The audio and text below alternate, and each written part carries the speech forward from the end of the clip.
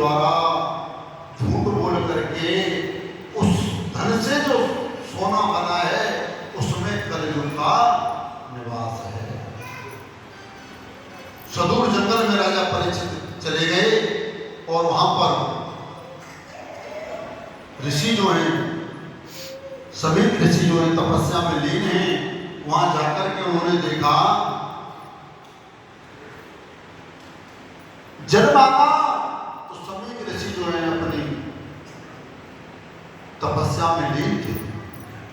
उन्होंने देखा कि ये हमारी बात का अनादर कर रहे हैं, तो वहां पर एक मरा हुआ सर्प पड़ा हुआ था और अपने बाण से उठा करके समीप ऋषि के गले में वो सर्प डाल दिया।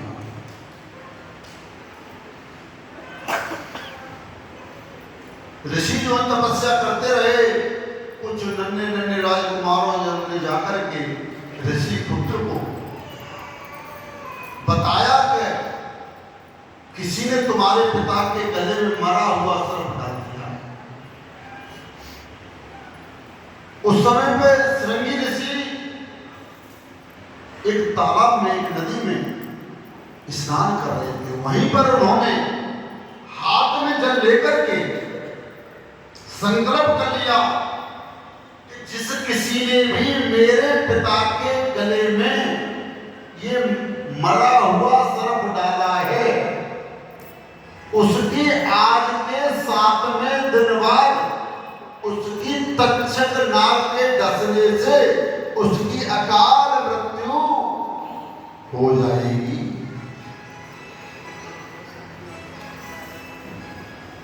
दौड़े दौड़े अपने पिता के पास आए और गले में से वो मरा हुआ सर्प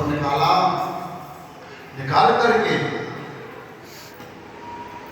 इधर में राजा ने अपने घर पहुंच करके अपना मुकुट उतार के रखा। तो जैसे उनको लगा कि भाई आज तो मेरे हाथ से बहुत बड़ा अपराध हो गया, एक ऋषि का, एक संत का, एक ब्राह्मण का मेरे से बहुत बड़ा अपराध हो गया, अब मैं कल प्रातः जाऊंगा और उनसे मैं क्षमा याचना करूंगा, प्रार्थना करूंगा, वो ऋषि मेरे को क्षमा अवश्य करेंगे। इधर में ऋषि की जो है तपस्या पूर्ण हुई, गले में मरा हुआ सर्प देखा तो उनके पुत्र ने, श्रृंगी ऋषि ने निकाल करके हटाया। तो बोले मैंने उसको ऐसा दंड दिया है। बोले क्या दिया है बेटा? कि आज के दिन उनको तक्षक नाग डस लेगा। अरे बेटा, अरे पुत्र, तुमने ये क्या किया? ये तो हमारे राजा बड़े धर्मात्मा थे, पुण्यात्मा थे, परंतु ये तुमने ये अच्छा नहीं किया बेटा, अपने राजा को ही आपने श्राप दे दिया। बोले क्या किया जाए?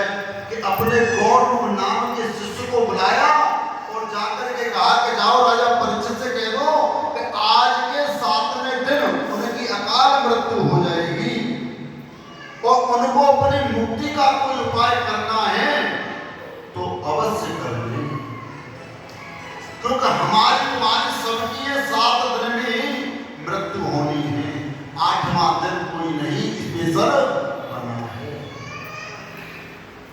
तो राजा परीक्षित को जाकर के गौरमुख नाम के शिष्य ने जाकर के बताया, मंत्री को सूचना दी।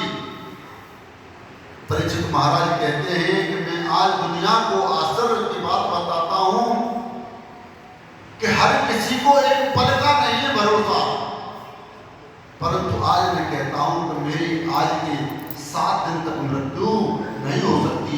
ये मुझे श्राप नहीं, ये तो मेरे को वरदान मिला है, ये मेरे को वरदान मिला है। आज मैं 7 दिन तक नहीं मृत्यु को प्राप्त हो सकता हूं। तो इधर में जैसे ही सबने सुना कि राजा परीक्षित को श्राप मिल चुका है,